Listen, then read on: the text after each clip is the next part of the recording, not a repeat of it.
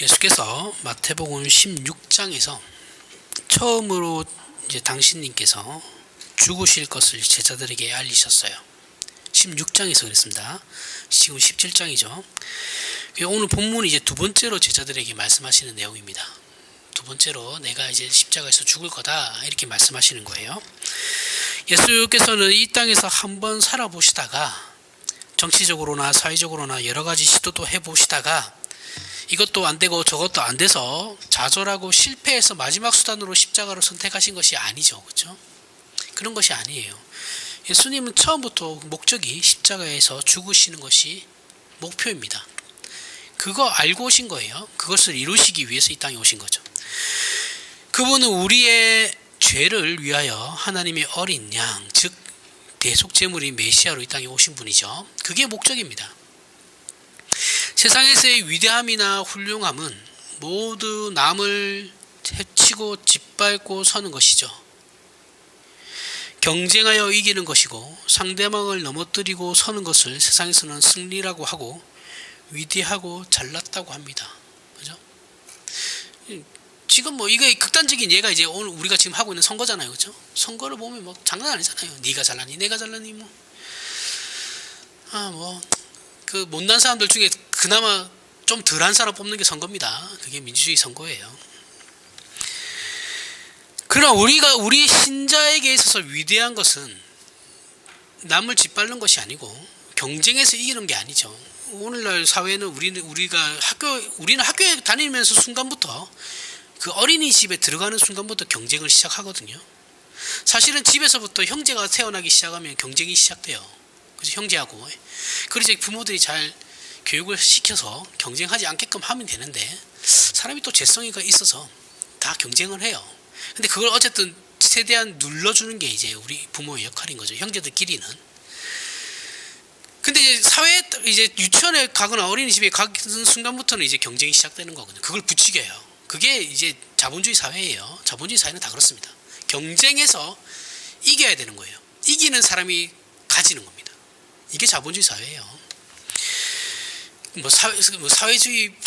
자본주의 사회에서 자본주의 사회를 반대하는 겁니까? 그건 아니에요. 자본주의 사회의 본질이 그렇다라는 거예요. 본질을 설명하는 거예요. 근데 이제 신자에게 맡겨진 건 뭐냐면 경쟁에서 이기라고 하시는 것이 아니고 하나님께서 말씀하시는 건 하나님께서 우리에게 맡기신 일을 지켜나가라는 거예요. 경쟁할 필요가 없어요. 이 문제에 있어서는 우리가 경쟁 필요가 없는 겁니다. 하나님께서 나를 부르신 목적에 의해서 그 목적을 내가 지켜나가는 거예요. 그것만 하면 되는 거거든요. 이거는 경쟁이 필요가 없는 거죠. 우리는 우리의 인생을 우리가 목표하거나 정하지 않죠. 그죠? 내가 정하는 것이 아니죠. 하나님께서 정하시고 하나님께서 우리의 인생을 인도하시는 것을 우리는 믿습니다. 이게 신자예요. 우리가 하나님의 꼭두가시라는 것이 아니에요. 꼭두가시가 되라는 것이 아닙니다. 그렇게 우리를 이용하시지 않으세요. 하나님께서는 우리가 생각하지 못하는 거룩하고 복된 것으로 우리의 인생의 목표와 내용을 삼으시는 것이죠. 우리가 생각하지 못하는 거룩한 것, 복된 것을 가지고 우리의 운명을 정하시고 우리를 그 운명을 지켜나가라고 말씀하시는 거죠. 그 목표에 도달하기 위하여 인도하시는 것을 우리는 믿어야 되고 그런 차원에서 하나님께서 주신 인생을 우리는 감사한 마음으로 감수하도록 되어 있는 것이죠. 신자의 삶은 그 삶이 어떠하든 간에 감수할 수밖에 없고 감사할 수밖에 없는 것이죠. 마태복음의 저자인 마태가 예수님은 누구이신가라는 주제를 가지고 쓴 글이 마태복음이에요. 이렇게 예수께서 메시아 되신 것을 마태는 마태복음을 통해서 조목조목 증명하고 있습니다. 그럼 마태는 왜 이런 작업을 해야만 했는가라는 것이죠. 왜 마태는 이런 일들을 해야만 했을까? 잘못된 메시아 대망 사상에 빠져있던 유대인들이 메시아에 대한 기대와 실제로 이 땅에 메시아로 오신 예수님이 모습이 달랐기 때문에 그런 거예요. 다르니까 오해를 계속하니까 마태가 그런 게 아니야 하고 이제 그 변증하는 거죠. 그죠? 변증하고 정말 예수님이 누구신가에 대해서 설명하고 있는 겁니다. 그게 마태복음이에요. 제자들과 유대인들이 생각했던 메시아는 군사적이고 정치적이고 사회적으로 위대한 사람일 것이다 라고 기대를 했는데, 실제로 오신 메시아 예수님은 죽으러 오셨거든요. 그러니까 뭐 죽으러 오시는 분이 힘도 필요도 없고 재력도 필요가 없죠. 사회적으로는 이런 것도 아무런 필요가 없습니다. 그냥 죽으시면 되는 거니까. 그 시각의 차이, 관점의 차이와 그리고 그들의 기대의 차이가 너무 컸던 거죠. 갭이. 그래서 당시 유대인들이나 친히 예수님을 모시고 있었던 제자들에게마저도 예수님의 이런 행적이 의아하죠. 이상하게 느껴졌던 거예요. 아니, 우리가 아는 메시아는 정복을 해야 되는데 저분은 왜 저러실까? 이런 이제 생각들이 계속 의문이 든단 말이죠. 예수님께서 십자가를 지신 것은 실패도 좌절도 아니고 오히려 하나님의 기뻐하시는 뜻을 이루신 인류 역사상 가장 위대한 승리입니다. 가장 위대한 승리이고 가장 훌륭한 책임의 완성이에요. 그러나 세상의 눈으로 볼 때 잘 생각해 보세요. 우리가 뭐 드라마나 이런 거 볼 때 죽으면은 가치가 없잖아요. 그죠? 아무리 뭐 내가 너를 복수를 하겠어 했지만 죽어버리면 아무 소용 없잖아요. 그죠? 죽는다라는 것은 가치가 없는 거거든요. 세상 입장에서는 죽어버리면 끝이라고 생각하니까 거기에 무슨 영광이 있냐라고 생각하는 거죠. 하지만 예수님의 죽으심은 인류를 구원할 유일한 수단이고 하나님께서 기뻐하시는 구원과 자비와 긍휼을 베푸시는 기적의 방법이죠. 예수님의 죽음은 달라요. 신자의 죽음도 다릅니다. 우리 신자된 인생이 다 그렇죠. 우리는 이 세상 속에서 살아가고 세상이 요구하는 질서나 원리나 가치에 깊이 물들어 있습니다. 그죠? 우리 신자라고 하면서도 그래요. 세상 가치에 물들어 있어요. 이게 안 빠져요. 정말 안 빠집니다. 우리는 예수를 믿어 기독교적인 표현을 사용하고 그 문화에는 익숙해져 있어요. 어렸을 때부터 교회를 나가신 분들이야 뭐 다 그렇죠. 그죠? 기독교가 어떻게 돌아가는지, 교회가 어떻게 돌아가는지 다 알아요. 어떠한 단어들을 사용하고 어떤 말들을 사용하는지도 다 압니다. 다 압니다. 익숙해요. 내용상으로 세상적인 승리와 영광과 보상에 대해 자기도 모르게 유혹을 받고 있어요. 그런데 문화에도 익숙하고 그들이 쓰는 기독교적인 표현이나 단어에도 익숙하지만 끊임없이 그 내용에 있어서 세상으로부터 유혹을 받고 있단 말이죠. 그런데 그러면서 그것도 추구해요. 싸우려고도 안 합니다. 그냥 추구하고 있어요. 신앙을 논하면서도 야심찬 꿈을 꿔요. 어떤 꿈을 꿉니까? 한때 저희 어렸을 때 유행했던 겁니다. 세상을 저희에게 주십시오. 저들은 우리의 밥입니다. 갈렙의 고백처럼 그런 말도 하죠. 이 시대를 우리에게 주십시오. 이런 거 저희 중고등학교 때 엄청 유행했거든요. 구호로 막 수련회 가면 구호로 만들고 막 이랬어요.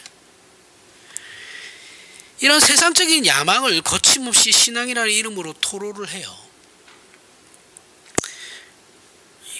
또 그러죠. 그 비전을 가져. 응? 비전이 있어야지. 비전 없어도 돼요. 상관없습니다. 비전 있고 없고가 우리 신자로서 살아가는데 아무런 의미가 없어요.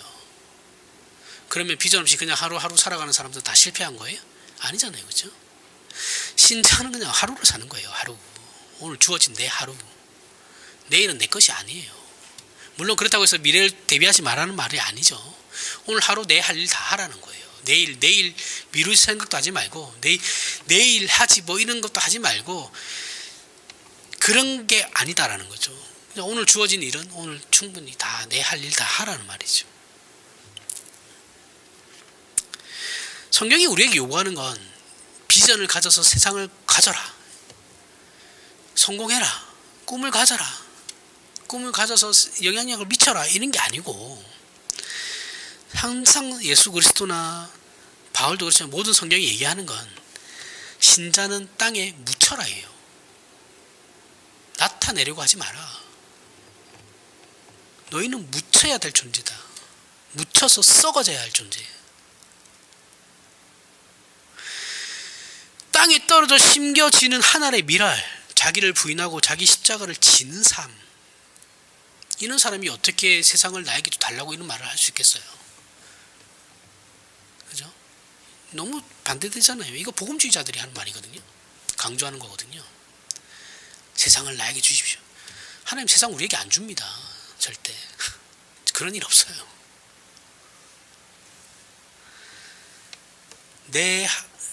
내가 하나님 앞에서 신자로서 책임 있는 하루의 삶을 살면 그것으로 족한 거예요. 그게 신자입니다. 이게 번영신학 아니라고 하면서 지네들도 번영신학을 얘기하고 있는 거예요. 참 웃긴 거죠. 순복음 교회가 그렇게 번영신학 가지고 막 비판하면서 자기들도 번영신학 얘기하고 있어. 뭐예요? 이게 뭐 하는 거예요? 도대체 이게 뭔지 모르겠어요. 이것도 아니고 저것도 아닙니다. 지금 기독교가. 이렇게 성경은 하나님이 우리에게 주신 그 인생, 여러분의 인생, 저의 인생, 그 삶에서 주어진 그 자리가 어떤 자리든 간에 그 자리에서 신자로서 내 책임을 다할 것을 요구하신다고요. 그게 가정주부면 가정주부예요. 가정에서. 사회 학생이면 학생답게, 회사원이면 회사원답게 그가 있는 그 자리에서 그러면 다 한 거예요. 그게 다예요. 신자가. 근데 그게 쉽지 않은 거거든요. 그걸 너무 하찮게 생각한단 말이죠. 우리는. 이것을 요구하고 계시는 것이지 세상의 권력이나 힘의 영향력을 미치라고 말씀하시지 않아요. 그렇지 않습니다. 이거는 권력과 야합한 기독교가 추구하는 것이죠. 그냥 성경이 말하는 기독교는 그런 거 추구하지 않습니다. 물론 신자들 중에서 사회에서 높은 지위를 획득하는 사람들이 분명히 있어요. 그 사람들 비판하는 건 아닙니다. 그런 사람도 있어야죠. 정치인들 중에도 기독교인들 많아요. 그렇죠? 여야를 떠나서 보수 정당이라고 해서 기독교가 더 많고 진보 정당이라고 해서 기독교인이 없고 이런 거 없어요. 다 또 동일하게 많습니다. 둘 다. 우리나라에서 기독교는 정치에 있어서는 지대한 영향력을 미치기 때문에 신자들이 많아요. 국회의원들 중에 신자도 많습니다. 이쪽만 기독교가 아니 그런 거 없어요. 한쪽만 있는 거 아니에요. 다 똑같습니다. 둘 다. 근데 그 지위로 인해서 기독교가 큰 이익을 보거나 하나님께서 그것으로 영광을 받으시는 것은 아니에요. 그들이 어떠한 사회적으로 어떤 높은 위치에 있다고 해서 하나님께서 더 영광 받으시고 우리는 그러면 하찮은 서민의 삶을 살고 있기 때문에 하나님께서 덜 영광 받으시고 이런 건 없어요. 동일해요. 그는 그의 삶에서 하나님께서 그만큼 영광 받으시는 거고 우리는 우리의 삶에서 그만큼 영광 받으시는 거예요. 더 영광 받고 이런 거 없습니다. 그것은 그저 하나님의 일하시는 다양한 손길 중에 하나일 뿐이에요. 그런 사람도 있고 우리 같은 사람도 있는 거예요. 그것이 유일한 방법이거나 유일한 신자의 모습, 모두가 저렇게 되어야만 하는 것은 절대 아닙니다. 그렇지 않아요. 그러면은 기독교가 무슨 전체주의다, 독재도 아니고 그렇게 되는 거 아닙니다. 전체주의로 가는 게 아니에요. 그럼에도 불구하고 우리가 이런 생각들을 한단 말이죠. 그죠? 그렇게 생각하는 것은 우리의 신앙이 기독교적인 신앙의 기초로 무장되어 있지 않고 말 그대로 신앙이지만 내용상으로는 세상의 유혹에 쉽게 넘어가는 어리석은 신앙의 수준이기 때문에 그런 겁니다. 기독교 교회를 나오면서 우리 담임 목사님 표현 잘하듯이 절 다니듯이 하면 망하는 겁니다. 그렇게 하면 안 돼요. 달라요. 다른 겁니다. 치성을 드린다고 내가 복을 받는 게 아니에요. 기독교는 그런 게 아닙니다. 그런 수준 낮은 신앙에서 생각을 하면 성장하지가 않아요. 제가 이렇게 말하는 것은 단순히 신앙생활 똑바로 하라는 비판이 아니에요. 그런 것이 아니고 오늘날 거의 모든 신자들이 보잘것 없이 여기는, 하찮게 여기는 우리의 신자된 존재와 인생과 지위가 얼마나 귀한 것인지를 알게 하기 위해서 위로하는 차원에서 말씀드리는 겁니다. 오히려 위로하는 겁니다. 우리의 삶이 우리보다 더 성공한, 사회적으로 성공한, 세상적으로 성공한 신자보다 더 못한 삶이 절대 아니다라는 거예요. 똑같은 거라고요. 디모데후서 4장 1절부터 8절에 하나님 앞과 살아있는 자와 죽은 자를 심판하실 그리스도 예수 앞에서 그가 나타나실 것과 그의 나라를 두고 엄히 명하노니 너는 말씀을 전파하라. 때를 얻든지 못 얻든지 항상 힘쓰라. 범사의 오래 참음과 가르침으로 경책하며 경계하며 권하라. 때가 이르르니 사람이 바른 교훈을 받지 아니하며 귀가 가려워서 자기의 사욕을 따를 스승을 많이 두고 또 그 귀를 진리에서 돌이켜 허탄한 이야기를 따르리라. 그러나 너는 모든 일에 신중하여 고난을 받으며 전도자의 길을 하며 내 직무를 다하라. 전제와 같이 내가 벌써 부어지고 나의 떠날 시각이 가까웠도다. 나는 선한 싸움을 싸우고 나의 달려갈 길을 마치고 믿음을 지켰으니 이제 후로는 나를 위하여 의의 면류관이 예비되었으므로 곧 의로우신 재판장이 그날에 내게 주실 것이며 내게만 아니라 주의 나타나심을 사모하는 모든 자에게도니라. 자, 이 내용은 바울이 자신에 대한 믿음의 각오, 그죠? 자신에 대한 믿음의 각오이면서 자신이 걸어온 그 신앙 여정을 설명하고 있죠. 그러나 우리는 이 글을 읽을 때 어떤 부분에 초점을 두는가 하면 바울의 그 장렬함, 그가 장렬하게 그의 인생을 태웠던, 삶을 전 생애를 태웠던 거기에 초점을 맞춰요. 그 장렬함에만 초점을 맞춘다고요. 내가 선한 싸움을 싸우고 나의 달려갈 길을 마치고 믿음을 지켰다, 목숨을 걸었다. 나는 이런 비장함에 초점을 맞춰요. 그래서 바울이 자신이 맡은 일을 했다. 바울은 그저 하나님께서 자신에게 준 그 일을 나는 그냥 맡았을 뿐이야 라는 거에 대한 엄연한 그 사실은 외면해요. 이해가 가시죠? 바울의 자기의 주어진 그 책임과 의무를 다한 것에 대해서 바울은 얘기하고 있는 건데, 우리는 그가 장렬하게 그냥 전도 여행을 하면서 복음을 위해서 목숨을 바쳤다, 여기에만 초점이 가 있단 말이죠. 그러니 그가 그의 부르심을 받은 그 삶과 사역, 그 하루하루의 그 삶에 충실히 행했다라는 것을 놓쳐버리게 돼요.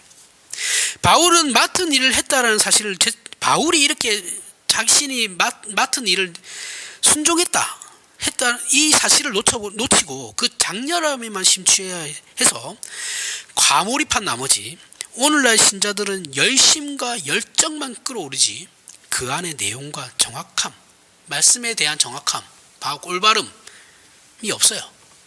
분별이 없어요. 그죠? 열심에만 과몰입해요. 바울도 열심히 했으니까 우리도 열심히 해야지. 그러면서 교회만 살죠.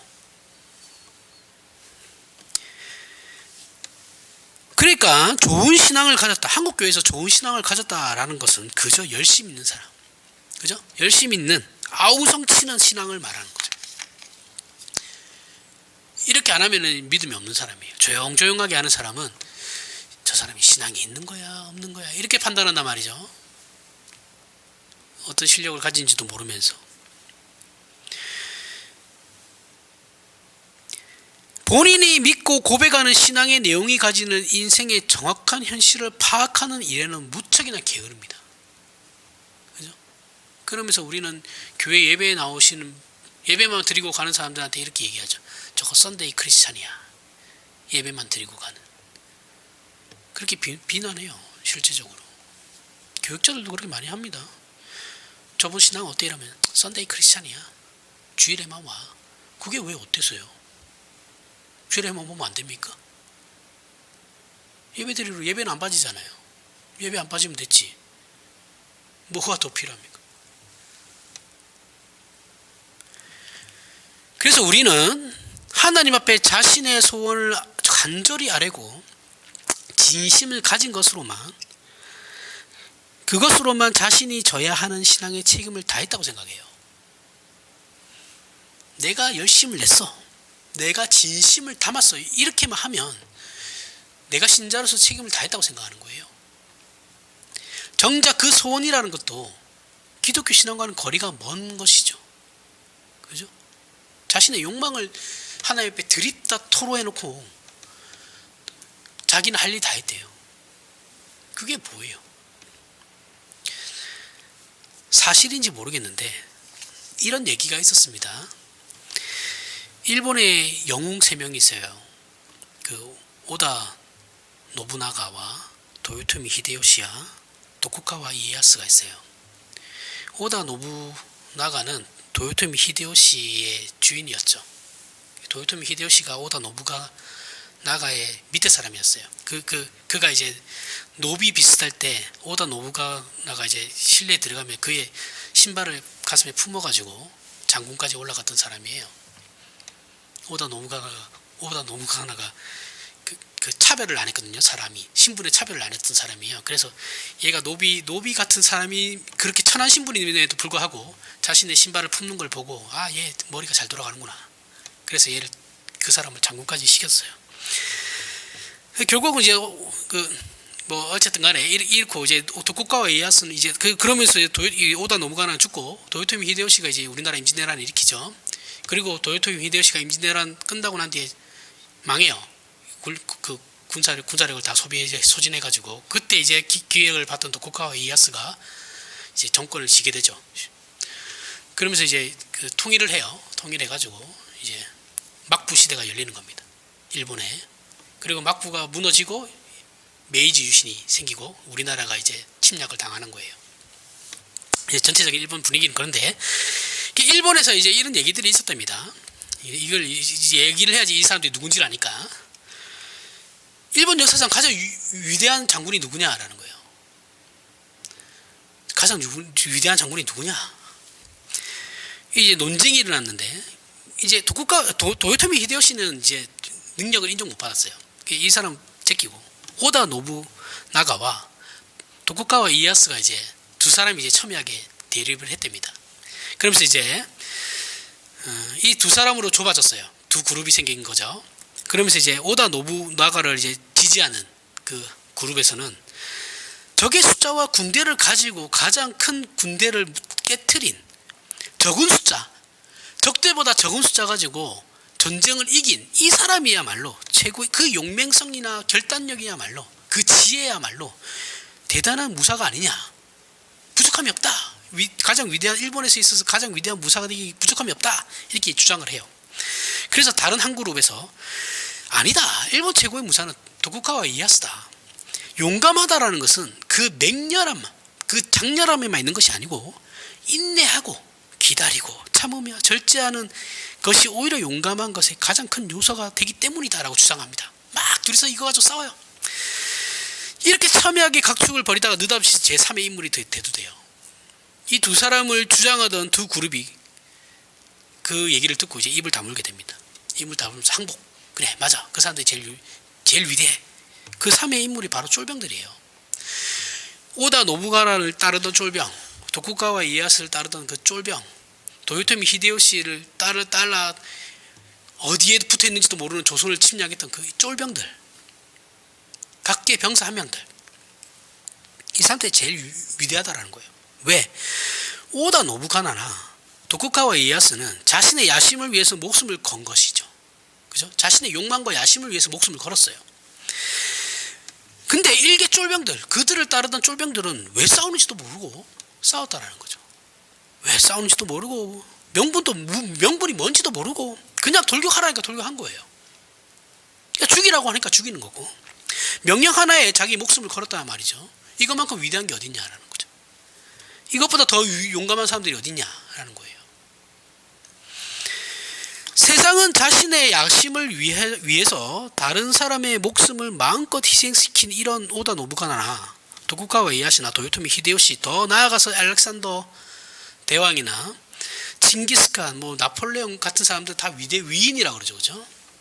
단언하건대 이 사람들 위인 아닙니다. 절대 위인이 아니에요. 위인이 되면 안 돼요. 왜 자신의 욕망, 야심을 위해서 다른 사람을 죽이는데 위인이 돼야 돼요? 말이 안 되죠. 세상에는 한 사람을 죽이면 살인자인데 만 단위를 죽이면 영웅이 되거든요. 그죠? 1000명, 뭐 10,000명 이렇게 죽이면 영웅이 돼요. 자신의 나라를 다른 나라의 침략으로부터 막기 위해서 전쟁을 한 것도 아니고 자신의 욕심을 위해서, 단지 자신의 욕심, 야망을 위해서 다른 나라를 쳐들어와서 죽였단 말이죠. 그 나라 백성들을 죽이고 그 나라의 군인들을 죽였어요.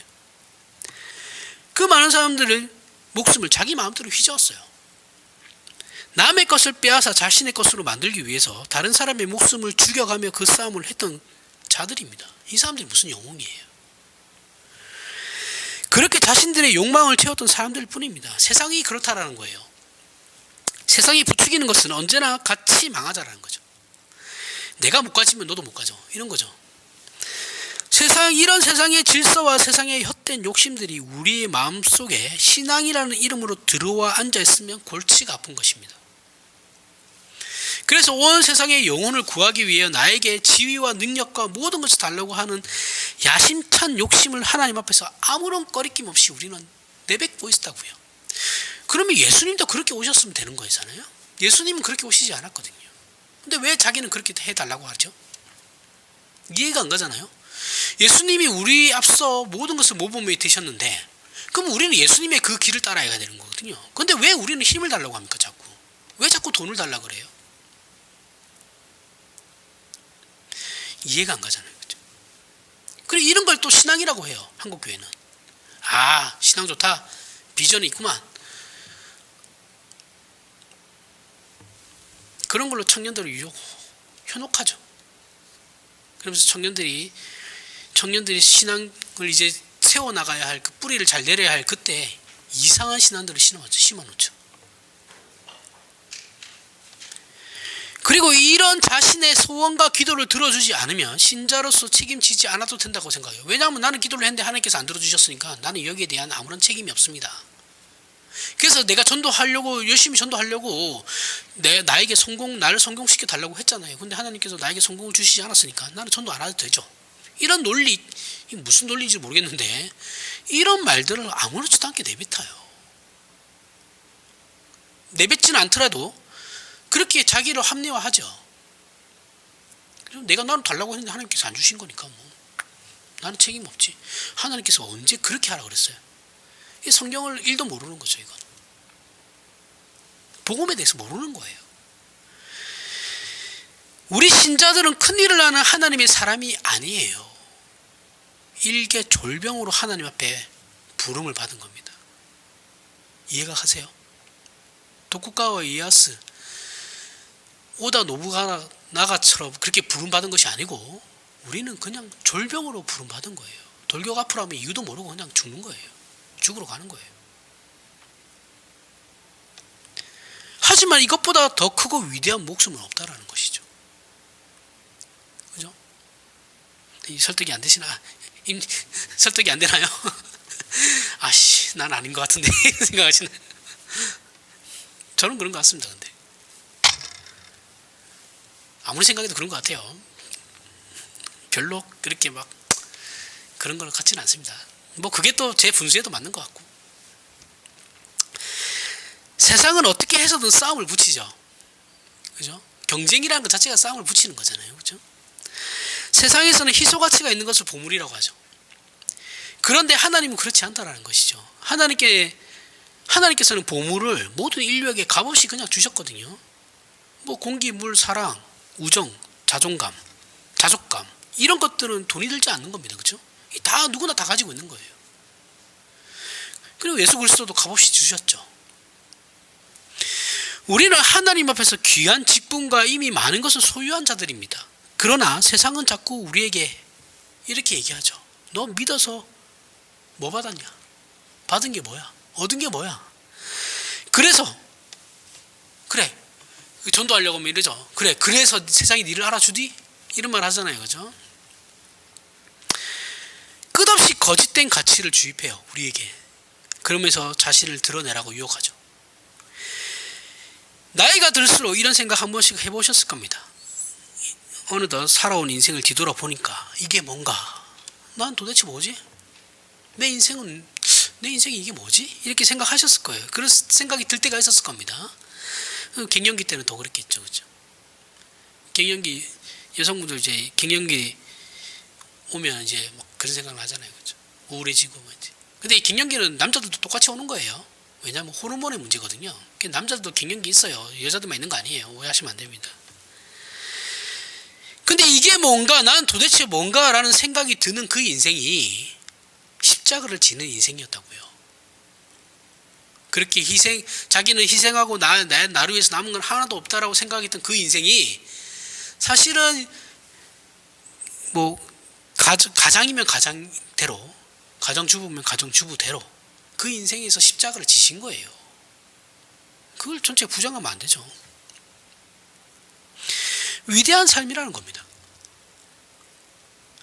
집에서 밥하는 게 아무것도 아닌 것 같아도 그 가정을 위해서 요즘은 이제 먹는 거에 대한 가치가 엄청 올라갔죠. 그렇죠?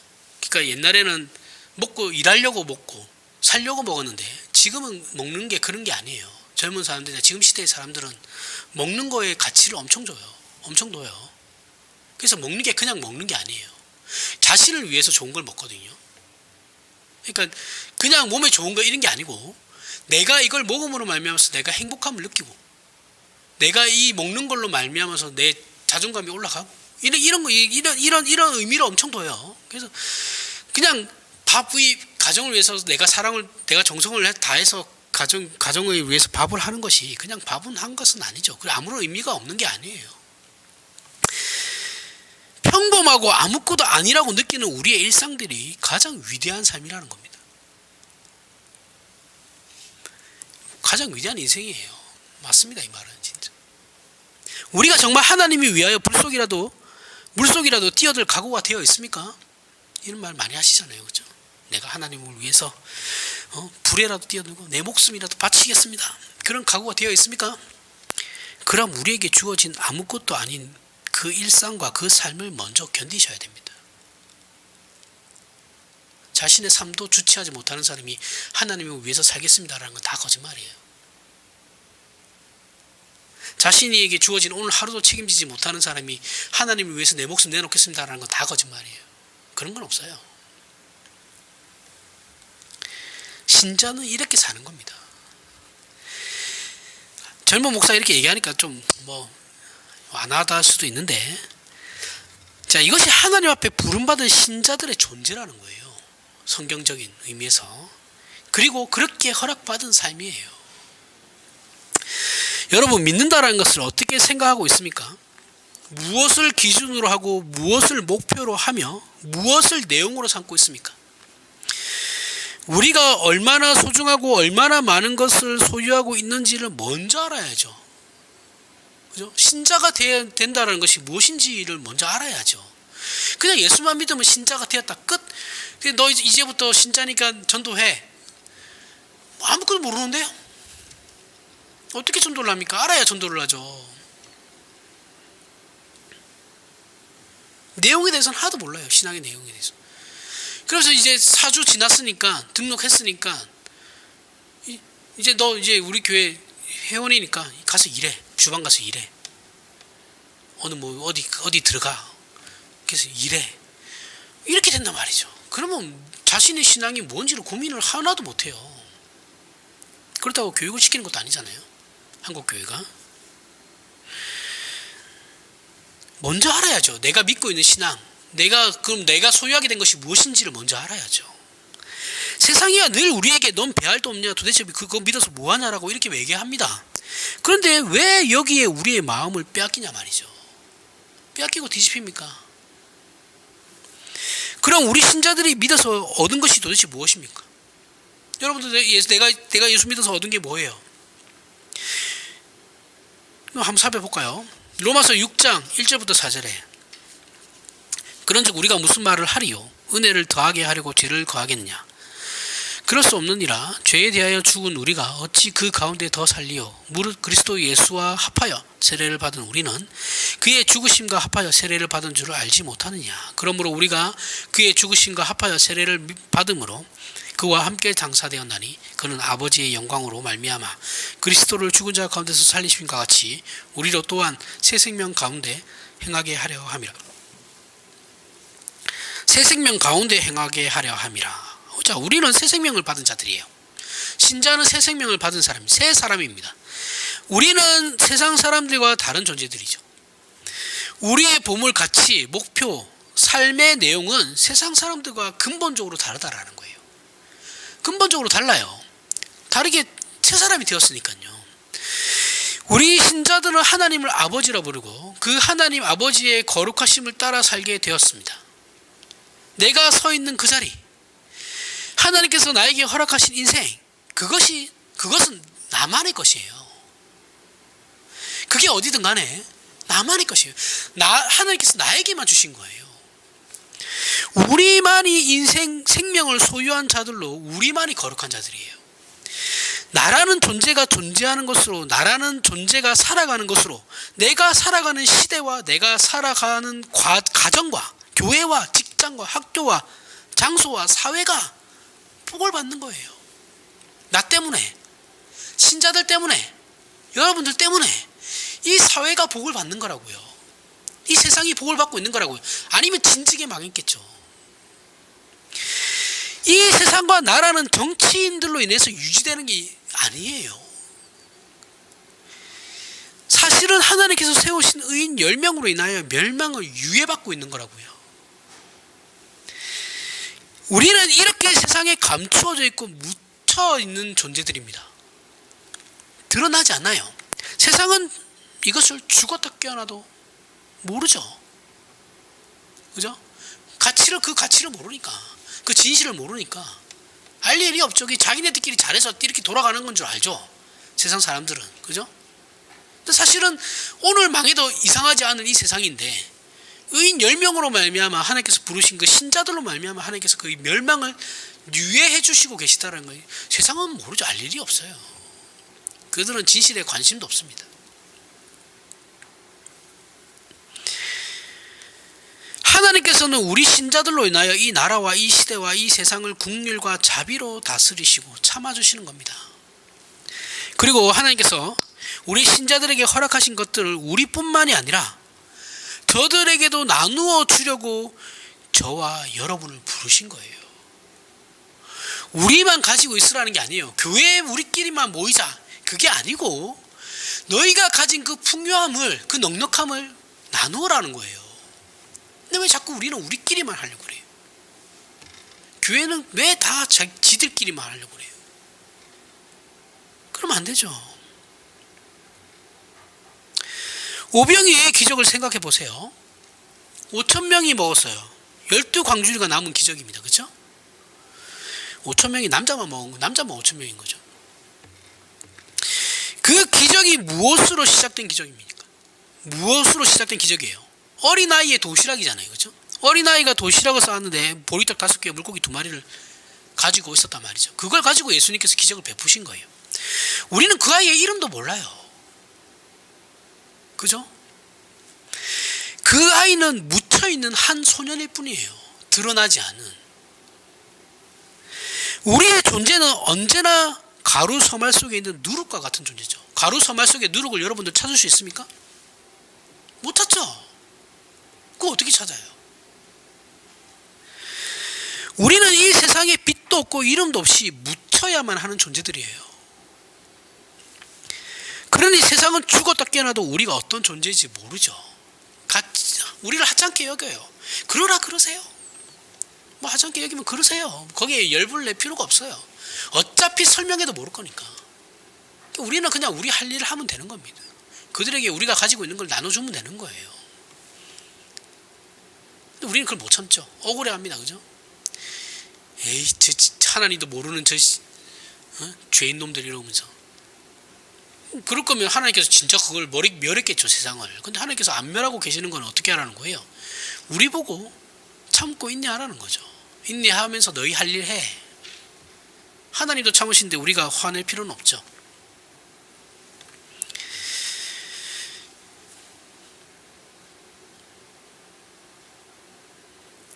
우리 신자의 존재와 인생이 그런 것이다 라는 겁니다. 그래서 세상은 우리가 없으면 아무것도 아니에요. 사실은 아무것도 아니고, 우리 이렇게 얘기하면 세상 사람들은 웃을 수도 있죠. 웃죠, 그죠? 뭐 지네들이 뭐라고 그렇게 할 수도 있고, 뭐 신경 안 씁니다. 그 사람들한테 우리가 알고 있는 그 모든 것을 믿으라고 해봐야 믿지도 않을 거니까. 근데 사실은 우리가 신자들이 없으면 세상은 아무것도 아니거든요. 그냥 심판의 대상일 뿐이에요. 하나님께. 우리가 세상에 묻혀있지만 새 생명을 소유한 자들이고 새 생명을 증언하는 자들이며 새 생명을 결실하는 자들은 신자들밖에 없어요. 기독교 신자들입니다. 하나님께서는 우리, 즉 교회를 통해서 일하십니다. 교회를 통해서만 일하세요. 다르게 일 안 하세요.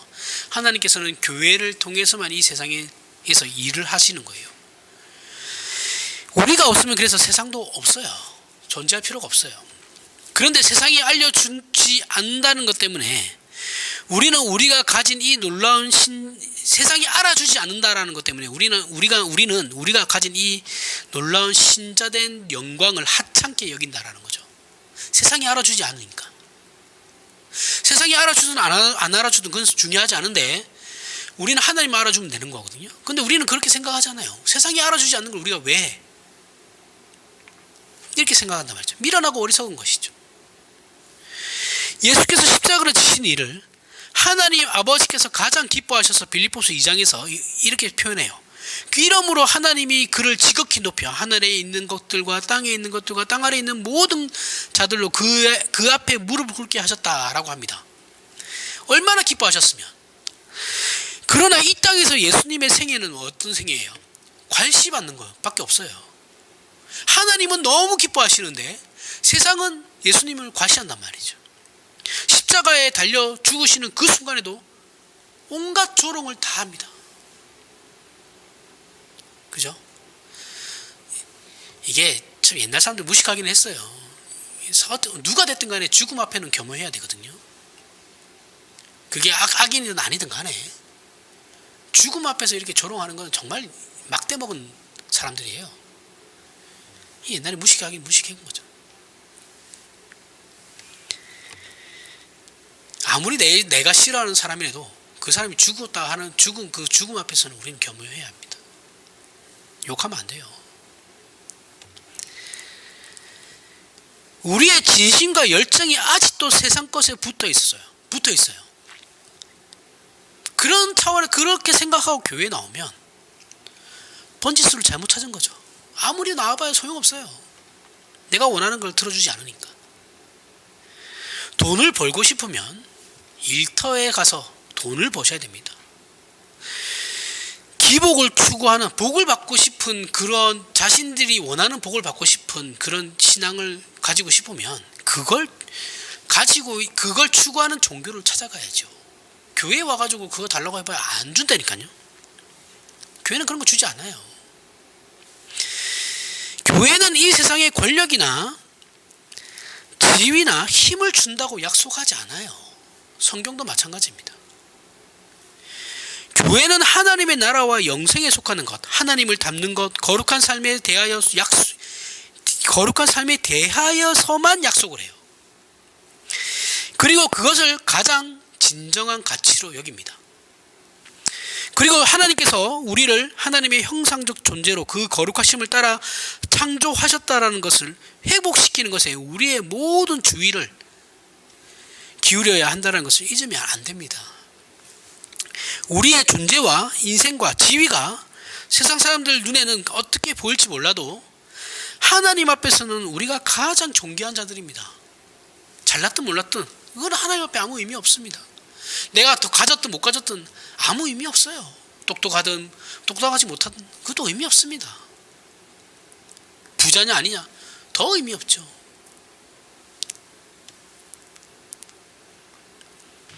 그냥 있는 그대로 존귀한 존재예요. 우리가 있으므로 하나님께서는 우리가 서 있는 그 자리와 우리의 생애를 통하여 일하십니다. 우리 없이는 하나님도 일하지 않으세요. 그렇잖아요. 하나님께서 교회를 통해서 일하시니까 우리를 통해서 일하시는 거죠.